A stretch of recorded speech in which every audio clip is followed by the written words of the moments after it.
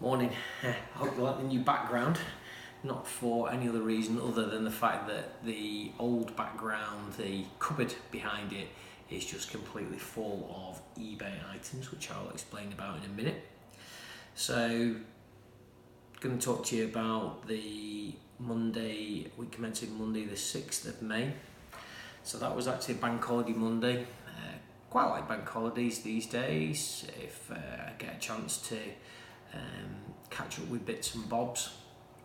In terms of work, it's always kind of a day when I can move the needle closer to being done rather than getting the needle further away from being behind on keeping promises and do the things that need to be done.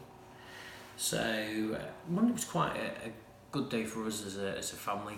Mac and Wend went out to the Trafford Centre. They were getting his prom suit. It's his final year at high school now, so there was quite a bit of debate about what kind of suit that he got, but in terms of maybe whether it be just a nice suit or a designer suit or something along those lines. But at the moment, I don't know, he's just, for me, getting some kind of designer suit would be slightly crazy. I mean, he's grown so much now, he really is growing taller and wider and filling out, because he's going to the gym a lot. And I don't know, it would just, I think any suit that he buys, he'll probably have ended up growing out of it in the next few months. In fact, it wouldn't even surprise me if by the time he gets to the prom, whenever that is, I'm not quite sure when it is, whether he could have, like I say, could have even grown out of it by then, but I will see. Broads went out with Sherry and Mick, and they took him to watch a drift car meet. That's Mick's daughter, fella, owns about 30 drift cars. These are the things that are literally where they drive around a track, and then they'll be drifting the cars in, putting the back end of it out. And he's supposed to be, I don't know, he's maybe quite a bit of a celebrity in that sport. Everybody knows him, and Brody got to sit in the passenger seat and go round while he's doing his demonstration of the skills of drifting cars. So I mean, what an awesome thing to do. I'd have I don't know, certainly tempting if the opportunity comes up again. I think I'll probably end up going down myself to see whether I can get a ride in the passenger seat. Looked really, really good. Watched Game of Thrones on the Monday night. Well, I should say on the Monday night. On the Monday morning, we would normally watch it on a Monday night and try and avoid all the coverage on it that goes in through social media during the day as it's shown on the Sunday night, but we were able to get up and just watch it first thing on Monday morning, so that was great episode. Can't give obviously any details away just in case, but let's just say it is is that now maybe the 4th episode of the last in the final series. So Tuesday morning I was up relatively early, had to be into work because Lucy Fisher, who's the social media employee, was coming in for a couple of days, and workstation needed setting up for her. Carla, we just had the IT setup done for it, which was, she's working from a laptop at a table, so just wanted to make sure that she went in there and there's at least looked like there was some kind of organisation and preparation for her arriving, even if it was what I would say slightly last minute, bearing in mind I think I only found out about on the Friday because somebody hadn't filled in the Google Calendar, so I wasn't aware that she was even coming in for these 2 trial days.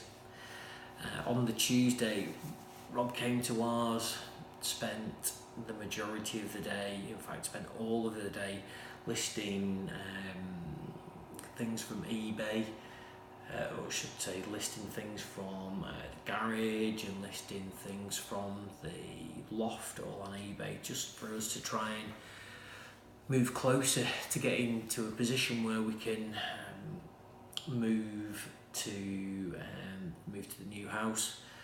I've already been on document about this before. It doesn't. The house that we've got at the moment, it's got an absolutely massive loft, and over the years we've just accumulated more and more and more stuff. I wish I had a different mentality on it now. I think going forward, when something's come to the point where it still looks to have some kind of worth, but then, I don't know, maybe one of the kids have grown out of it, or we just don't need it or something, then I'm definitely going to be more in the mindset of getting it sold while it's still there, rather than leaving this whole massive pile of stuff. I'm looking across now, there's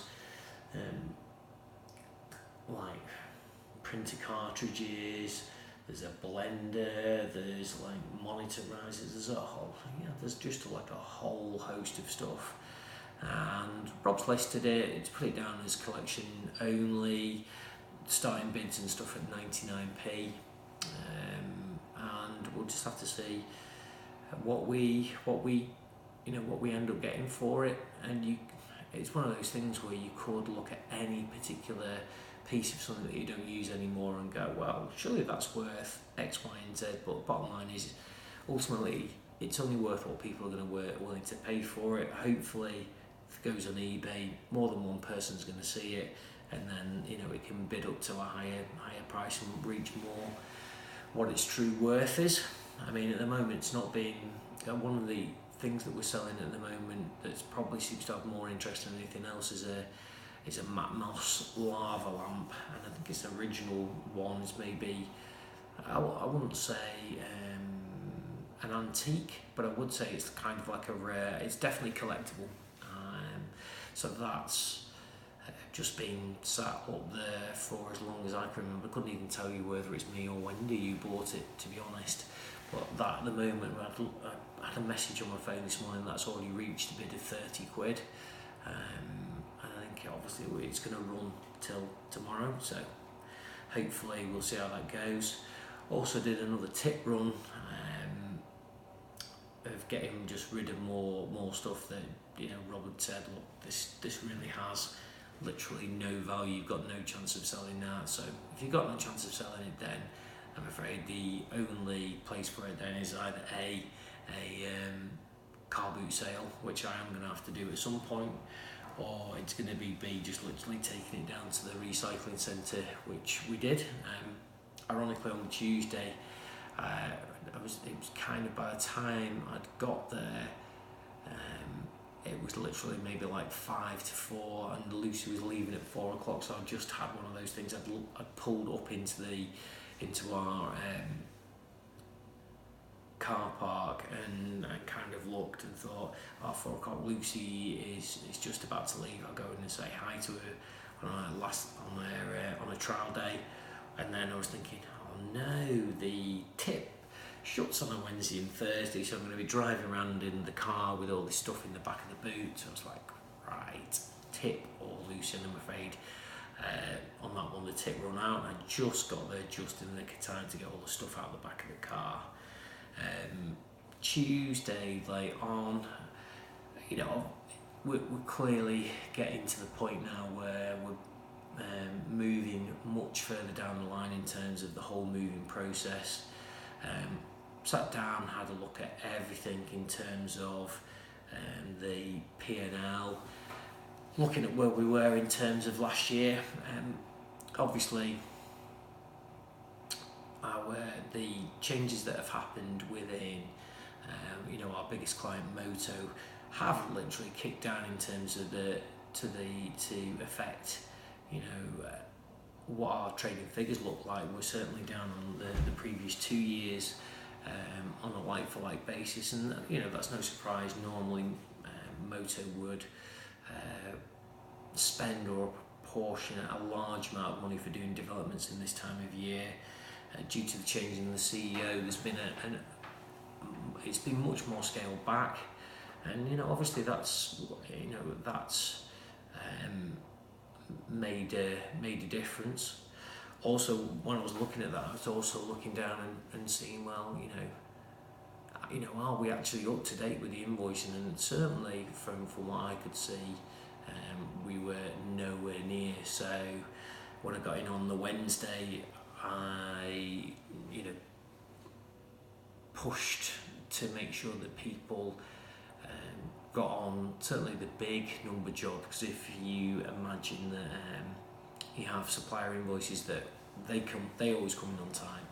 If we don't then raise the invoice on time, then there's a big disparity. The bigger the job, the bigger the gap between the supplier costs coming in and the client invoice balancing on the other side just isn't there. So that then creates a big disparity on the figures. So yeah, all those went on. So come the Wednesday, looking at the cash position and where we're at in terms of where we are now and where we are when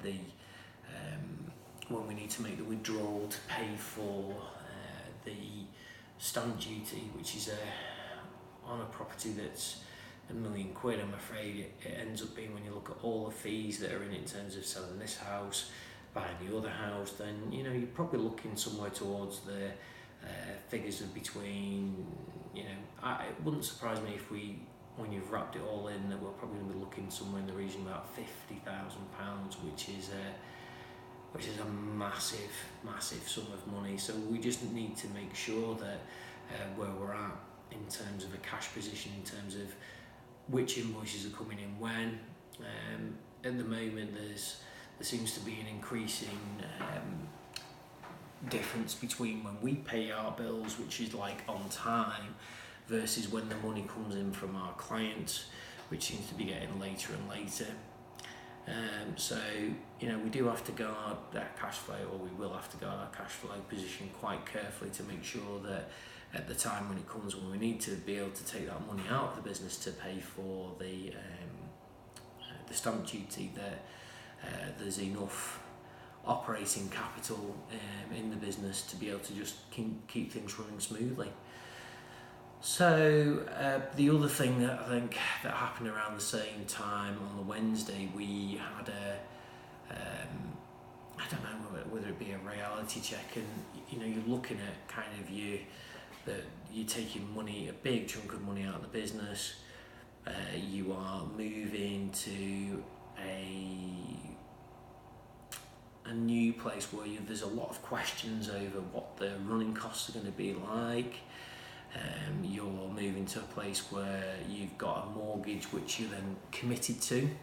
You're moving to a place that you're moving to a place that's going to need to have a lot of money spent onto it, on it. Certainly somewhere in the region of, I would say, 150 to maybe £200,000 worth of upgrades. I don't know what repairs or upgrades, one of the two, depends on how you want to look at it. And then you've got to ask yourself, what do you do in terms of, we've got a great house here that we all love.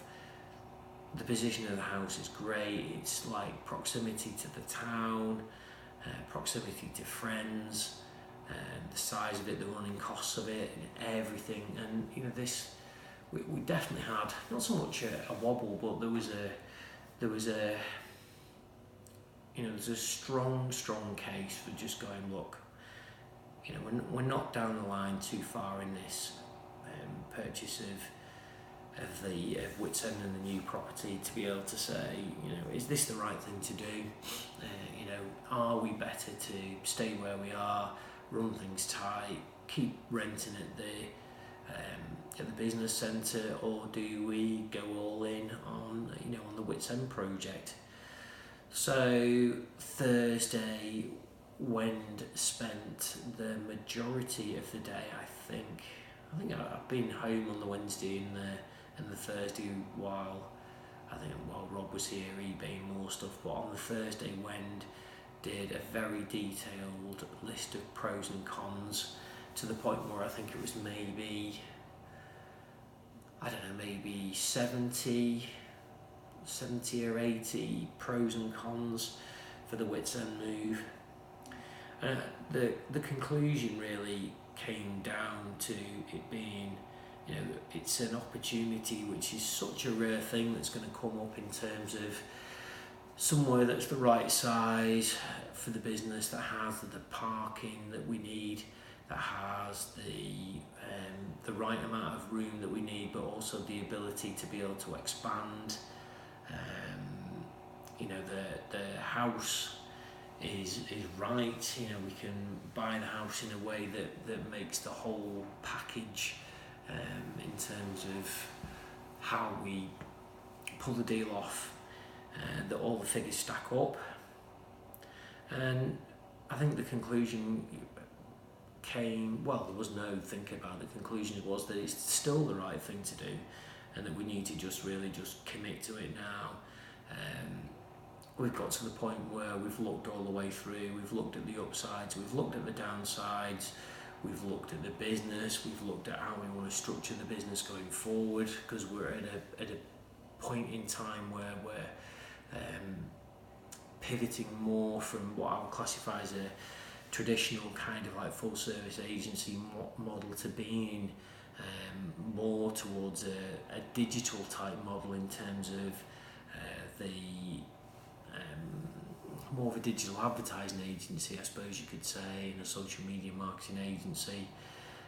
We're practicing a lot on our own sub-brands, which are, the way of creating things like short form videos and kind of marketing those and seeing how they are received and what effect do they have on sales. And so there are so many changes that are going on at the moment, and it gives us a chance to, whilst we don't have maybe every single figure that we need, it gives us a chance to kind of review and look at how we want things to go forward, which areas of the business are working well, which have more potential, which needs running tighter. And I don't suppose, I think we should probably maybe do these things more on I would say every 3 months, literally a good sit down and look at things, rather than just literally ploughing on and just being reactionary and pushing on as much as we possibly can from day to day. Friday was a day when I was in the office all day long. We had, she mentioned on the Wednesday I actually did meet Lucy and did get a chance to say hello to her while I was in the office, which was nice. I even fessed up that I'd picked the tip over her, but I think she was pretty understanding of it, and she seems like a really nice girl. So she starts in June.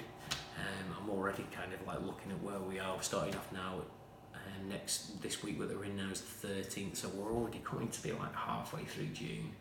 I think she maybe starts at the beginning, so she's only a couple of weeks away from starting, which is a bit of a crazy thing. Friday was a day for health and safety training. There was about 5 or 6 of us in. In the morning we did training on COSH, which is the handling of the storage and the handling of hazardous subjects and how the dangers of them. So that was very interesting. Certainly had an impact even on the way that I was handling things on the Saturday. We looked at working at height in the afternoon. That was to do with kind of ladders and the accidents that happen, and the amount of people who die from walking on fragile roofs, and roofs that all look the same because they just get covered in gunk, and you might end up stepping on the skylight. And I'll be honest, I never realised how dangerous some of these places are. I think certainly when it comes to Witsend and the stables, we already know that there's an awful lot of weight on the roof, and come the time when that needs taking down, then we definitely are. I'm going to make sure that whoever does the work, whether it be us internally or whether it be an external, that they're well aware of the health and safety dangers that are in there. Because literally the last thing I want is anybody coming to any harm, especially if it can be avoided by the use of things like harnesses, and the like. Really, just a bit more prior thought can make a big difference.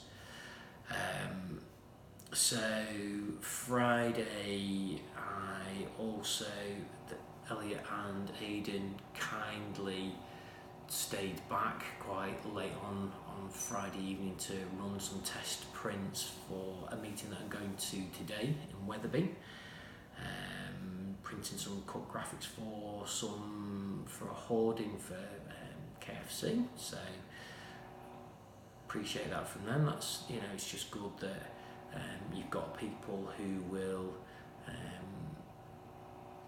stay back and do these things. And normally, I would say, in my mind, I thought it was going to be me who was staying back, but the guys ended up volunteering to do it, which was great. And that allowed me the time to go and see my parents and go and collect the dogs and do the things that I do on a Friday. Saturday was Saturday and Sunday, but it's karting. It comes around every 3 weeks. It's one of these ones that I kind of probably more fill me with dread rather than with kind of like excitement. I wish I could say that I was passionate about karting, because there are certainly a lot of dads there where it's quite clearly their passion, and then it's something they want their sons to do, and it's something they can enjoy. For me, I found some kind of purpose to it all, in terms of being able to actually clean the cart. And then this time I moved to cleaning the trolley that we move the cart around the track in. You've got like a 3-wheeler trolley thing that was just looked at a real state, so I've cleaned that down. Brody's doing, I must admit, Brody is actually improving. There was a time when it felt like he was being lapped, and I think he was being lapped right at the very start and not doing too great. And now he's up there and he's competitive. He's either, well, on the training, I have to admit, the first one round, it gets really difficult. You've got, although the carts all look the same types, they all have different engines. So even there's an Iami engine and there's a Honda engine, and now there's a third type, which is, I think, is an Iami Rock, which is kind of the newer Iami engines, which are even more powerful. And so your point is, you can be looking around the track watching Brody go round, and then he gets overtaken by a car that looks very, very similar, but it's actually got a newer style engine which is more powerful. So I think I was probably looking back now, I was probably a little bit harsh when Brodes came off the track and thought he was doing all right. Now when Brodes got lapped or something like that, and I look at it, I think it was only then afterwards that I found out it's actually down to it was more down to the fact that the other carts had different engines in. So looking back now, I feel a bit guilty about that, but hey, just going to have to get over it. Saturday night, we watched John Wick, which is a great film. Anybody who's not seen it, I would definitely highly recommend it. Got to admit, I was absolutely shattered. I don't know whether it's the vigorous cleaning of the car, or whether it's lifting the car on and off its stand, but I was absolutely done in by the time I got home on Saturday, to the point where I had to literally lie down on the couch and get some sleep, and that's not something that I've been doing as of late. I've been with getting more like the 7 hours sleep. I'm kind of like waking more naturally. I'm definitely not feeling as tired, not to the point where, we were getting to the point where when I was cutting myself down to 4 hours sleep, I was having to have, certainly a 15-minute sleep in the evening, a nap, just to be able to get myself through to the evening, or really get myself through to the point where I'd start working again. But that's all now a thing of the past. Sunday was the day of the karting final.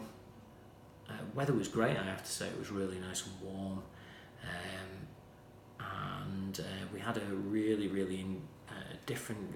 We have a guy who we hire to do the mechanicking for the karts, and I'd say he's definitely the best mechanic we've had so far. We've had George, we've had Brian, and this guy was called Anthony, and he spent a lot of time doing the full mechanicking for all his sons in cadets, which is the class that Brody's in. And yeah, I mean, he was really into it. He was talking about kind of, first thing he did was, you know, clean out the airbox with oil, and he's like taking the chain off, changing the sprocket, and cleaning it all up, new spark plugs and what have you. And what else did we have? New brake pads. So yeah, there was a lot of money spent on the car, and I did end up with a big mother of a bill afterwards. I definitely say, for anybody who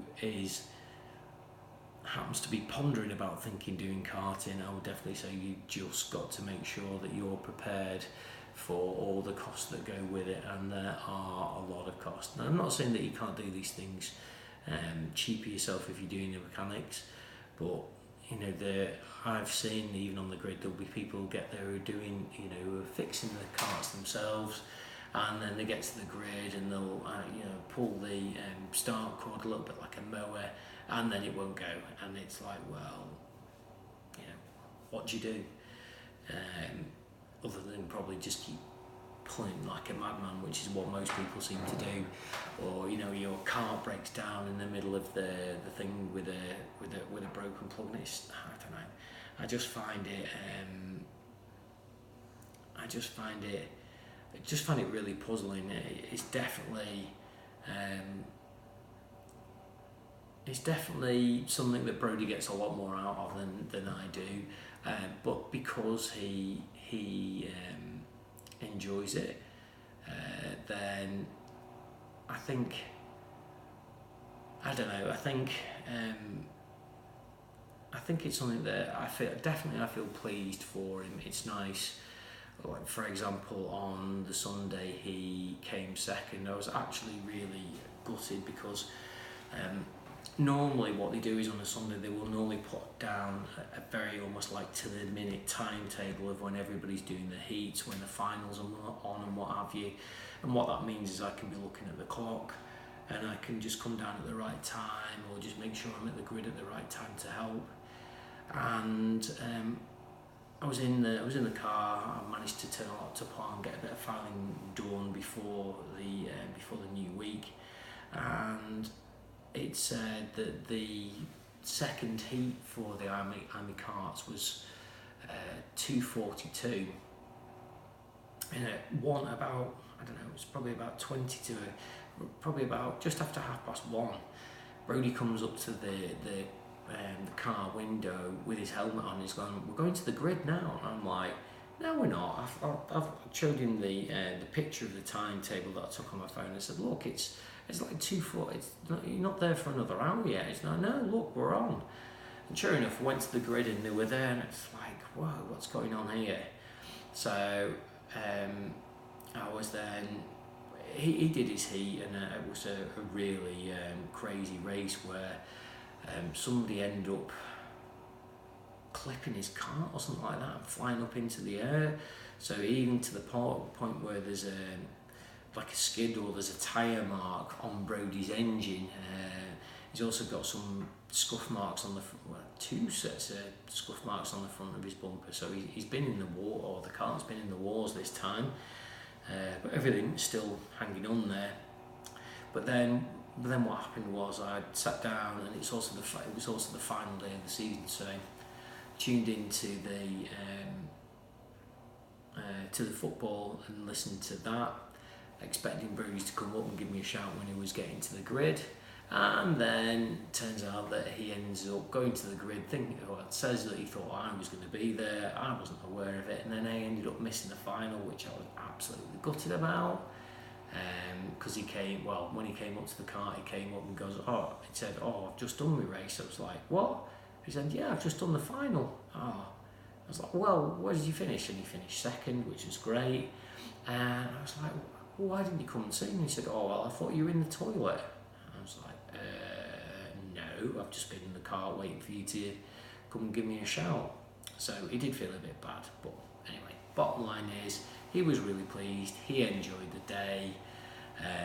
I enjoyed the fact that the day was over. Yes, we do have to, one of the downsides of getting a podium finish is you have to then wait for every single other class. So it's not just Brody and his Army cast.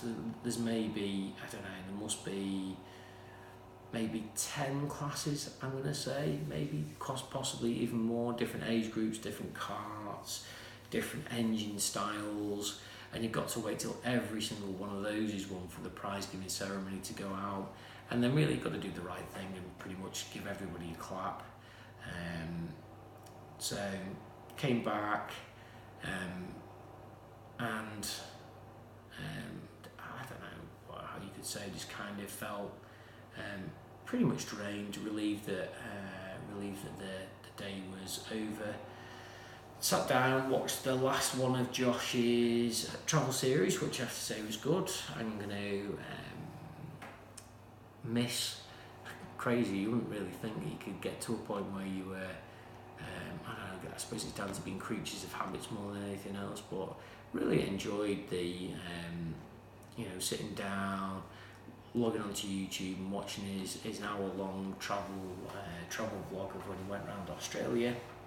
And just really enjoyed it. I think there's kind of, maybe not one more, but he's done some more episodes that relate to the time that he spent in Melbourne and the time that he spent in Sydney. So I think we've probably although like the travel series is over, there's a little bit more of his Australia story that we can see. So that's maybe something something we will watch next weekend. And I watched Game of Thrones again. I was really tired come the end of it, so I did miss the last 5 minutes, but it's only on the re-watch of Game of Thrones rather than the current series, which is on at the minute. And here we go, on for another week. I'm off to 10 days. It's just coming up to 5 to 7. I'm going to be leaving the house in 3/4 of an hour. God, Sunday night as well. We had that dishwasher fixed. I think I mentioned it in a previous podcast. You can always guarantee that when you move in, or you're selling a car, or you're getting rid of a bike or something like that, you can guarantee things will start going wrong. And yes, went to use the dishwasher, which is literally one of the most fundamental and useful things that you can have when you've got a family, is a dishwasher.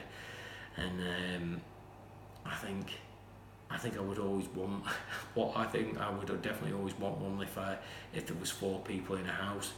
But it's now started to decide to beep again. It's broken again. So Rob, who works for us, says that he can fix these things. So hopefully it will be something that he can do and take apart and fix this week. I think they're going on a course today. But anyway, I had to empty the dishwasher out. This was when I was just ready for bed on Sunday night, when I just literally had all I could,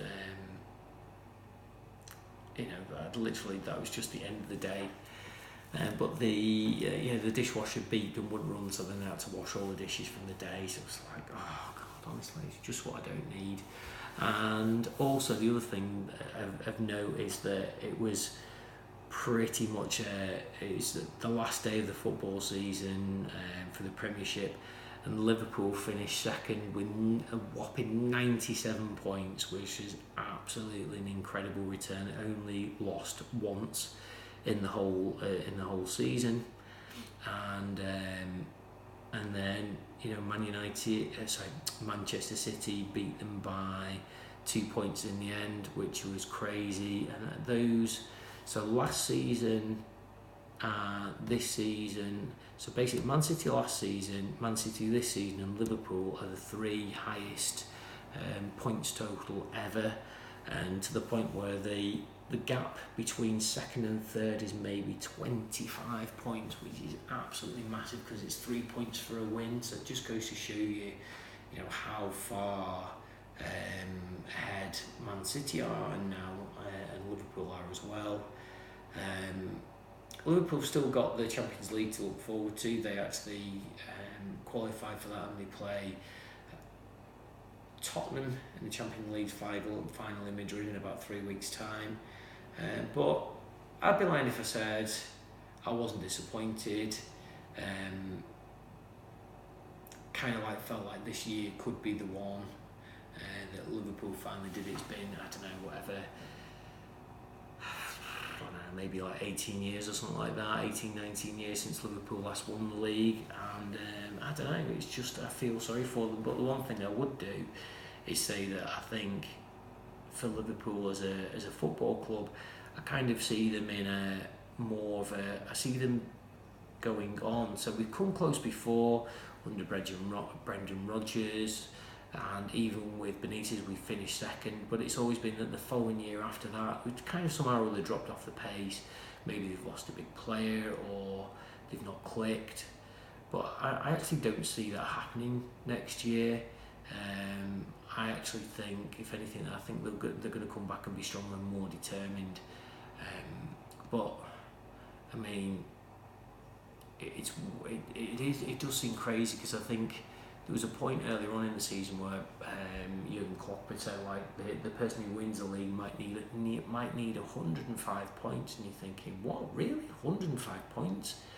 And 105 points would have won it, but whatever way you look at it, you can't be anything but pleased and proud of the way that that Liverpool performed this season. And fair play to Man City, they won it,